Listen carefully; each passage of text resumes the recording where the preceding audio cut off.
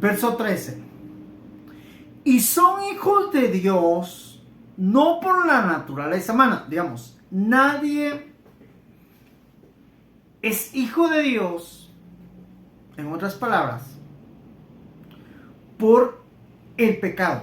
Cuando habla de la naturaleza humana, está hablando de naturaleza carne, está hablando de la naturaleza pecado. Nadie. No está hablando de que hayas aceptado o no hayas aceptado. Está hablando de carnalidad. ¿Por qué? Porque los hijos de Dios, no por naturaleza de carne, sino porque Dios los engendró. Digamos, Dios es el que me atrae. Dios fue el que me dijo a mí que iba a predicar, iba a enseñar. Créeme, yo cuando dije el evangelio, ni yo me la creía. Dije, ¿será que algún día lo voy a hacer? Y sucesivamente pasaron años y no, hasta que él me dijo, bueno, ya es el tiempo que lo hagas. Y empecé a hacerlo porque me acuerdo que, bueno, primero me metió el evangelismo.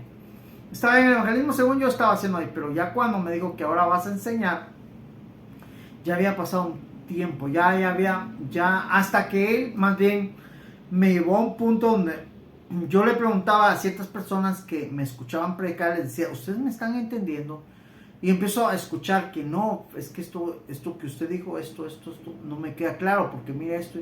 Entonces me di cuenta que la enseñanza bíblica era tan esencial, y ahora estoy con el punto de leyendo la Biblia. Entonces, como quien dice, no solo enseñanza, ahora estamos paso por paso viendo lo esencial que es entender la Biblia.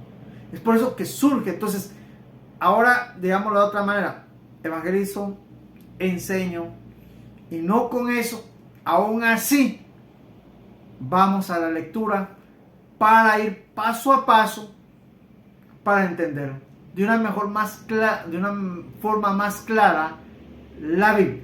Entonces, necesitamos comprender esto para que entendamos que quien engendra, quien me convenció, en otras palabras, quien me atrajo, quien sabía cómo llegar a mi corazón, quien sabía cómo quitarme el convencimiento que Satanás me había dado de que yo era su hijo y que yo trabajaba para él. Imagínate esa mentalidad que yo tenía negativa de no y rechazar a Dios sin saber por qué, pero lo rechazaba, no tenía nada claro por rechazarlo, pero lo rechazaba. Era una naturaleza satánica, carnal, humana. Esa era lo que yo tenía. Pero por esa naturaleza yo no era hijo de Dios. En otras palabras, vuelvo a Dios. En otras palabras, fui extraviado. Regreso a Dios. Regreso, digamos, era hijo de Dios, vine al mundo, me extravié, regreso a mi origen. A volver a ser hijo de Dios. Pero esa facultad solo la da Dios. Verso 14. Aquel que es la palabra, confirma acá que hablaba de la palabra anteriormente, se hizo hombre, se hizo humano y vivió entre nosotros. Y hemos visto su gloria, hablando de su espíritu, de su esencia, de su naturaleza espiritual. Y la gloria que recibió del Padre, no la recibió humanamente, sino del Padre, del origen de todo, por ser su Hijo único. Su Hijo único. Quiere decir que ni los ángeles, ni los seres creados por Él, que están en el cielo, los ha llamado hijos. Ahora, veamos eso. ¿Por qué a nosotros, por creer en Él, por volver a Él, entender nuestra naturaleza humana, nos da la facultad de ser hijos, como que dice, semejantes a su Hijo? Él es su Hijo único, pero como que Él dijo, no, yo quiero tener hermanos, yo quiero que hayan otros iguales que yo. Por eso, entonces nos está dando algo que no nos merecemos, algo que no buscamos, algo que no era digno para nosotros. Si no era digno para los ángeles, yo pienso que a los que deberían de dar en cuanto a dignidad, podríamos decir, son los ángeles, porque ellos no han conocido pecado. que han estado con Él siempre. Pero no, a nosotros nos está dando una facultad, la única facultad, el único que la tiene, la está compartiendo con nosotros, en otras palabras. Cristo Jesús nos está otorgando ser hijos de Dios, abundante en amor, en verdad. En otras palabras, ¿por qué no me gusta calificar a nadie, etiquetar a nadie? Porque entiendo la abundancia del amor y la verdad en mi corazón no me lo permite. Créanme, hace poco hablaba con una persona y me decía, es que a usted le hacen algo malo y pareciera como que no le hicieron algo malo. Y yo decía, ¿por qué? Porque yo lo he visto en usted. Yo le digo, bueno, la verdad es que sí. Yo prefiero que me hagan algo malo que yo vaya a hacer algo malo. Decimos, sí. Y eso ha sido el problema con mis hijos. Le digo, sí.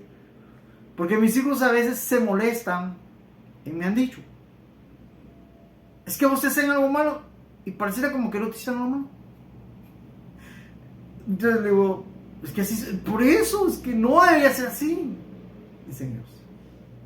Entonces, comento esto porque realmente créanme que la abundancia del amor de Dios nos lleva a un punto donde realmente yo entiendo a algunos cuando dicen, la Biblia dice ama a tu prójimo, pero estos prójimos no. Es cierto, hay momentos de irritación, yo lo he sentido, lógico. Pero también cuando vengo y veo la palabra y digo, sí Señor, son tus hijos. Aunque no colaboren, aunque no ayuden, son tus hijos. Y la verdad que sí me irritaron en ese momento, pero ten amor para ellos también. También ten misericordia para ellos. También obra en ellos. También haz que ellos conozcan tu verdad. Lo comento en este momento no por impresionar, sino porque entiendo lo que está diciendo acá. Que en Él abundaba el amor y esa abundancia no lo da. En Él abundaba y en esa verdad. Es cierto, cometemos errores, a veces podemos mentir, es cierto. Pero ustedes se han dado cuenta qué mal nos sentimos cuando mentimos. Créanme, es como que hubiéramos matado a una persona así tan mal. Y no puedo estar ahí y hacerme loco. Sí, ya mentí, pero bueno, una mentira. No. Inquietos hasta que el Señor, perdóname y ayúdame a no mentir. Y así va, entonces ya, bueno, se va a calmar.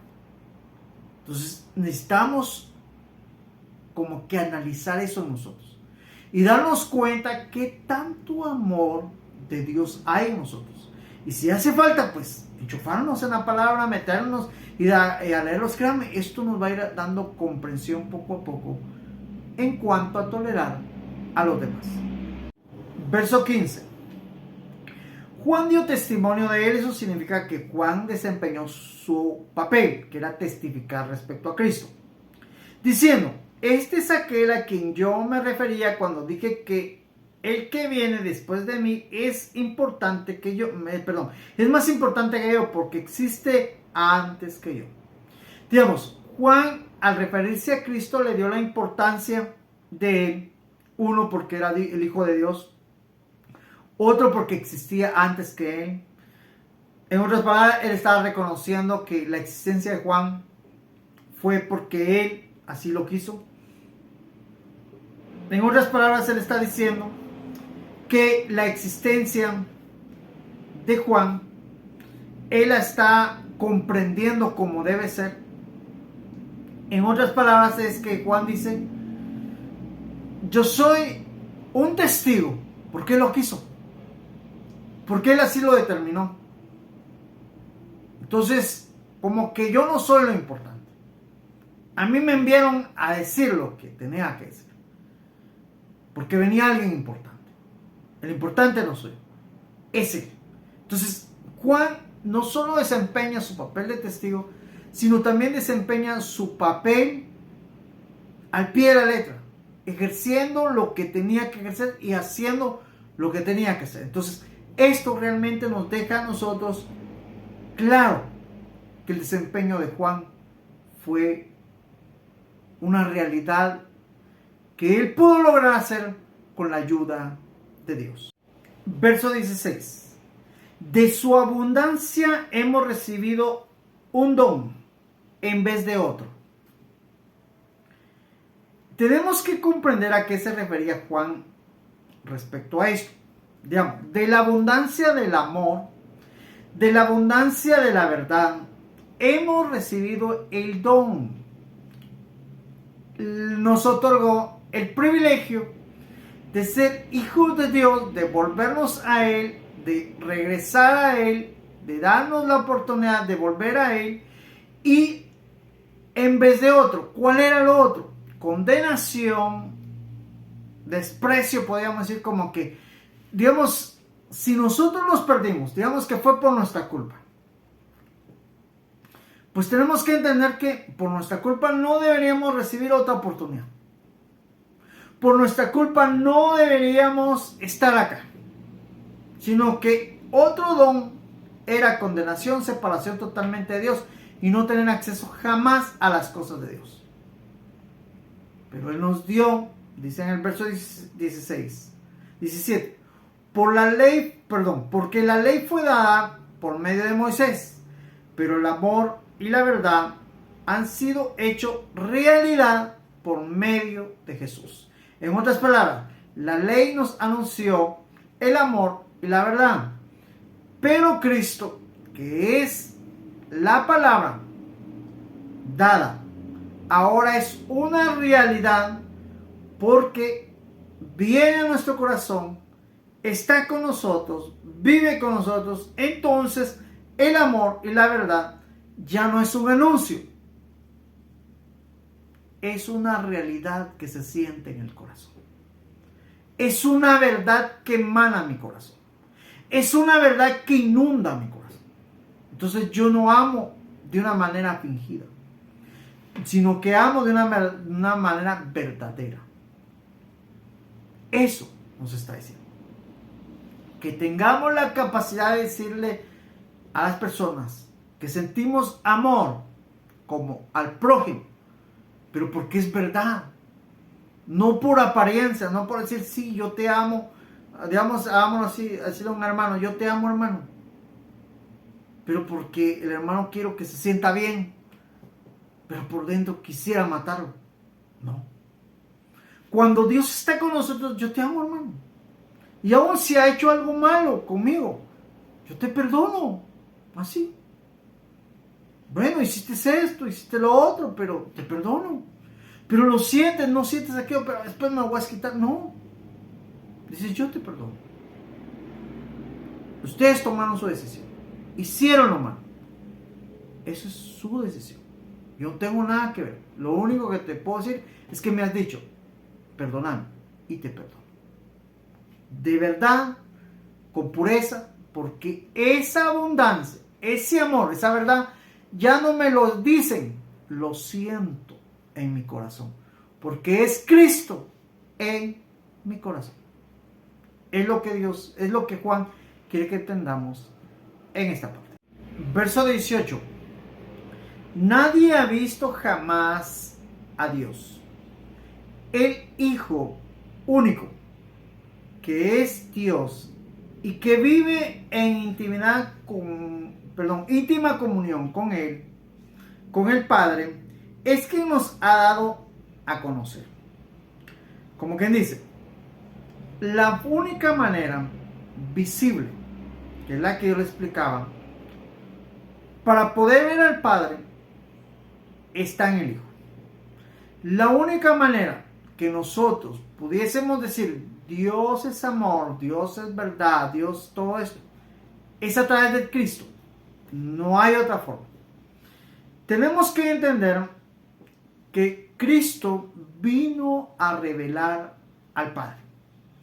Cristo vino a dar a conocer, a representar al Padre.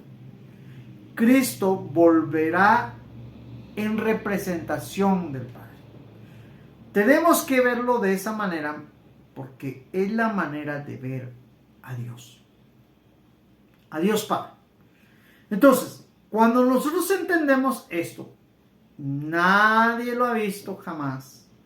Y es cierto, humanamente nadie lo ha visto jamás.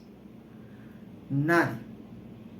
Dios, Él es Dios, y la intimidad espiritual que existía, el origen de Cristo, el Espíritu Santo en Él, Dios Padre en Él, era la única manera, y es la única manera que nosotros conocemos y entendemos al Padre.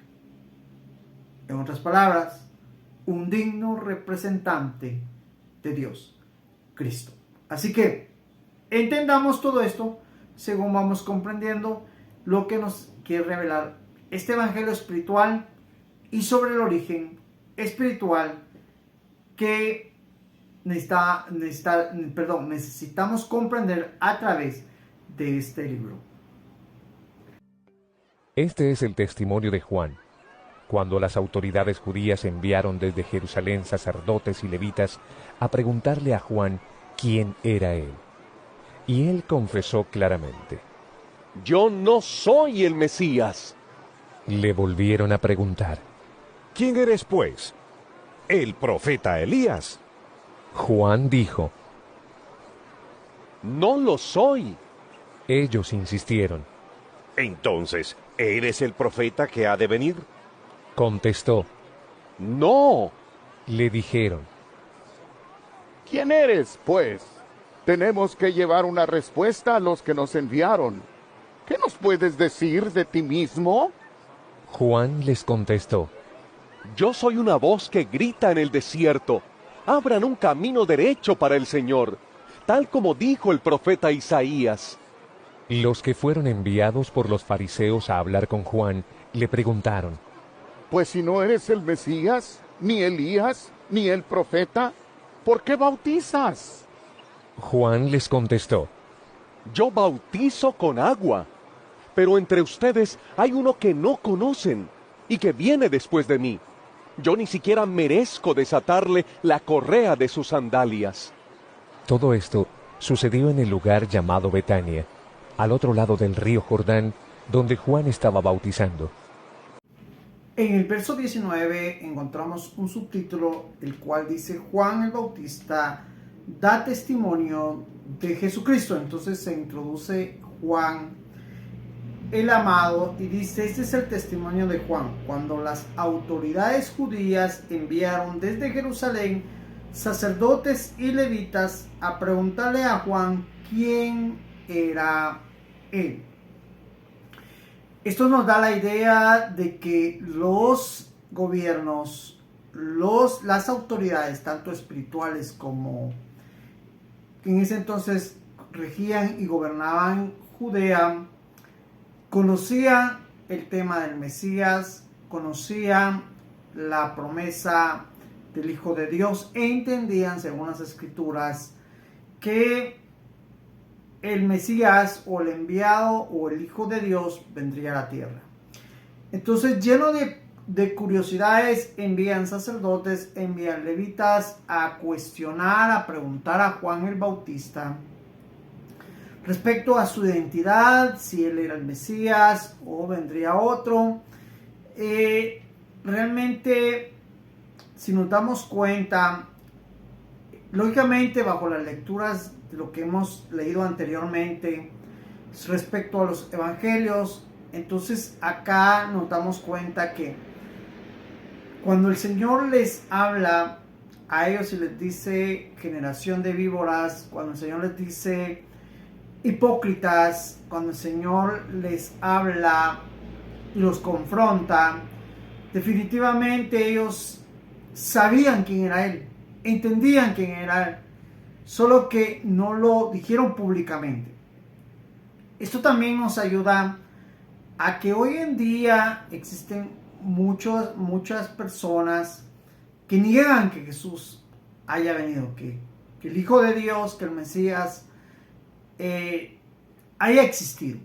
Es más, ellos ven a Jesús como un profeta, pero si nos damos cuenta, como que lo que ellos dicen es algo contradictorio. ¿Por qué? Porque las escrituras hablan claramente que vendría el Mesías. Y decir que Jesús no era el Hijo de Dios, es como que decir entonces las escrituras mienten respecto al que Él vendría. Otros dicen que no ha venido, que vendrá después. Pero si nos damos cuenta, también en esto entra una contradicción. ¿Por qué? Porque las escrituras dicen que Él vendría después de la reconstrucción del templo. Habrían ciertas cosas que ya pasaron. Eso sucedió en el tiempo de Zacarías. Esos sucesos nos anunciaban que Él venía. Solo que 400 años después de Zacarías, esto fue una realidad. Entonces, decir que no ha venido, como que es algo contradictorio. Decir que, inclusive algunos hoy en día dicen que están tratando de recuperar la parte donde estuvo el templo para volver a hacer el templo porque van a esperar al Mesías. Entonces es algo como que dijera, entonces la reconstrucción que se hizo en el pasado en Zacarías, ¿cuál era el objetivo? Entonces como que no tiene, podríamos decir, bases claras su dicho al decir que el Señor no ha venido. Pero gracias al Espíritu Santo nosotros entendemos sobre que Zacarías fue el profeta que habló sobre la terminación del templo y sobre que el Mesías venía y que era necesario tener el templo ya preparado para recibir al Mesías. Entonces, estas autoridades espirituales y estas autoridades, podríamos decir, que administraban los asuntos de Dios, tenían ese concepto. Por ello es que envían a preguntarle a Juan para saber quién es él. Entonces, definitivamente esta forma de indagar, esta forma de decir, también confirma que las autoridades de aquel entonces sabían que el Cristo vendría a esta tierra.